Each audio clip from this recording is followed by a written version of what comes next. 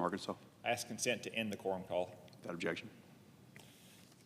Mr. President, I have 6 requests for committees to meet during today's session of the Senate. Yes. They have the approval of the majority and minority leaders. Duly noted.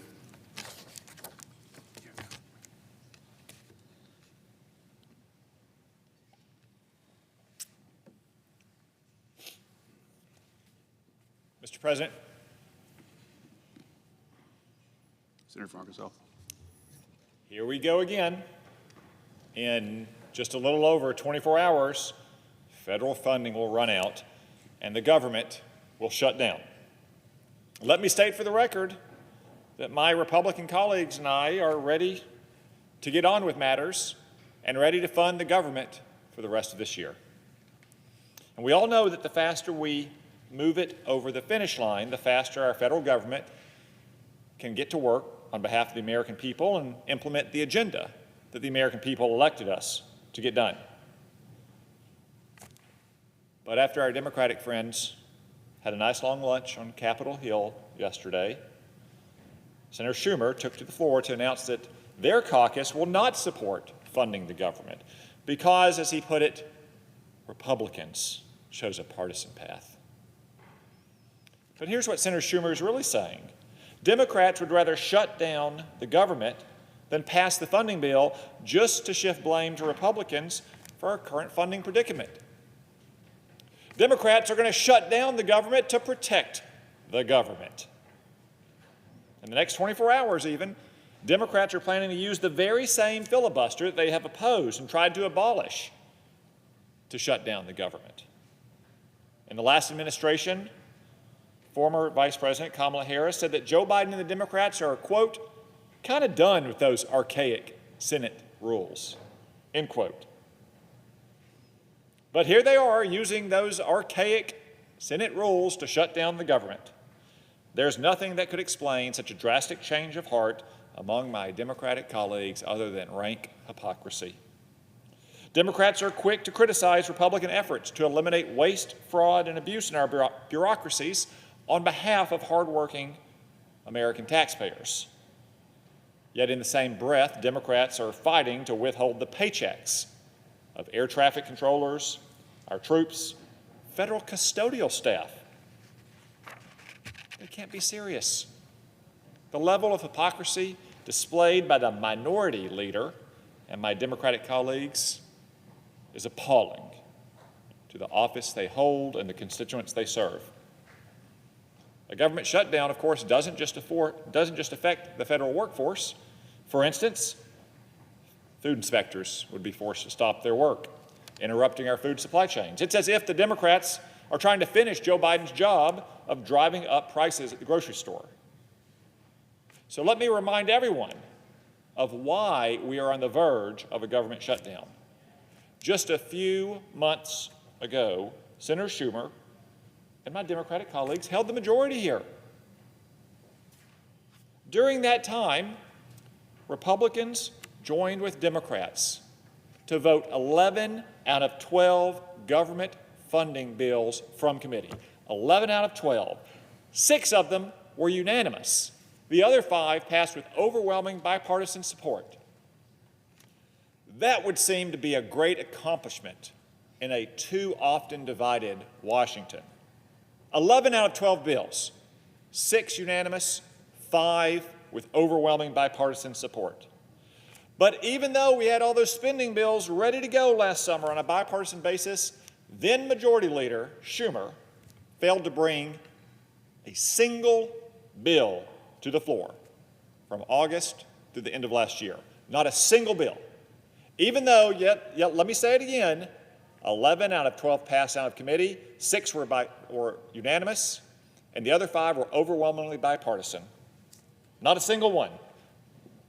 Senator Schumer had 224 days to bring those bills to the floor for a vote. 224 days.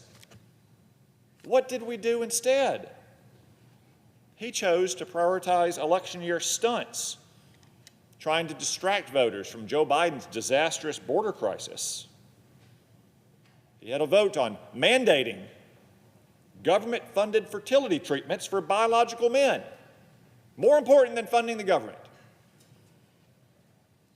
We also confirmed a whole host of unqualified Biden nominees you've never heard of for jobs you didn't know existed, not to mention a whole host of unqualified judges in states with 2 Democratic senators who couldn't have gotten confirmed for the first 4 years and were only jammed through in a lame duck session, when we also could have been passing those spending bills to fund the government so we wouldn't be in this position. Senator Schumer claims to care about the livelihoods of federal workers, but as leader, he seemed more preoccupied with putting on a big political show. And yet, here's Senator Schumer claiming that Republican partisanship is the reason for shutting down the government. Spare me. It continued this year.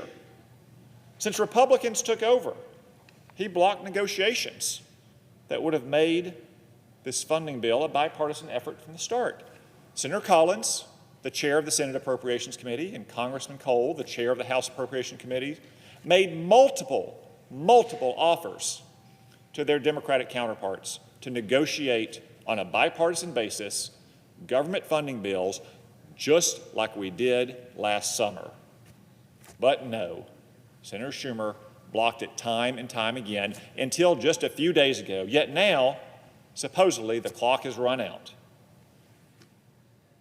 And he wants another 30 days. Another 30 days when he had 224 days last year to do this. When we've had over 60 days this year to negotiate on a bipartisan basis. No, the time for those negotiations has regrettably passed. It's time to finish last year's business and move on to this year's business.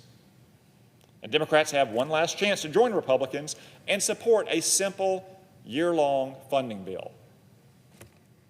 Republicans invite and encourage our Democratic colleagues to join us in this effort to keep the government funded for the American people we all serve. Shutting our government down, as many of my Democratic colleagues are apparently considering, is not just some political stunt. There are real and consequential national security risks if they choose to go through with this reckless scheme. A government shutdown will disrupt military training and could force us to cancel planned exercises with our allies and partners. These are the very same alliances that Democrats claim to care so much about supporting and preserving. Furthermore, a shutdown will disrupt ongoing work to modernize our nuclear forces, which is already behind schedule. Any further delay could make this bad situation even worse. And the potential Schumer shutdown will hurt military preparedness by slowing recruiting, creating uncertainty in our defense supply chains, and impacting our ability to produce badly needed munitions. This is not the message of strength that we want to send to the allies we stand beside and the enemies we stand against. To my Democratic colleagues who still believe that shutting down the government is the principal choice, that you need to, again, it's hard for me to explain their position, shut down the government to protect the government, let me ask you simply, what does voting no accomplish? 6 months ago, Senator Schumer said, quote, "If the government shuts down, it will be average Americans who suffer most," end quote. That was Senator Schumer. What's happened in the last 6 months? Nothing, as far as I can tell, except who the American people elected to lead the government. So if the Schumer shutdown stunt is just a threat to get Republicans to agree to a fake short-term extension, that brings us right back to where we are now. Again, what's the point? The Democrats' hypocritical arguments reveal, once again, they're not serious about putting their duty to the American people above partisanship, pettiness, and pride. I invite them all to justify the Schumer shutdown to the parents who must postpone a trip to a national park with their children after months of saving and planning. Or explain your reasoning for the Schumer shutdown to the veteran who has already taken a day off work to sign up for health care at his regional benefits office, only to find it closed. Or defend the Schumer shutdown to the federal employee who puts all of her groceries on a credit card to make sure there's enough money left at the end of the month to cover her rent.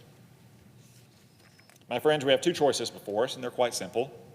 Either keep the government open and working for the people, or shut it down to do what exactly, I don't know. I think we can all agree that the American people deserve better than a government that is a day late and a couple $2 billion short. So I encourage my Democratic colleagues, vote with us to simply fund the government. Let's not have a Schumer shutdown. Mr. President, I yield the floor.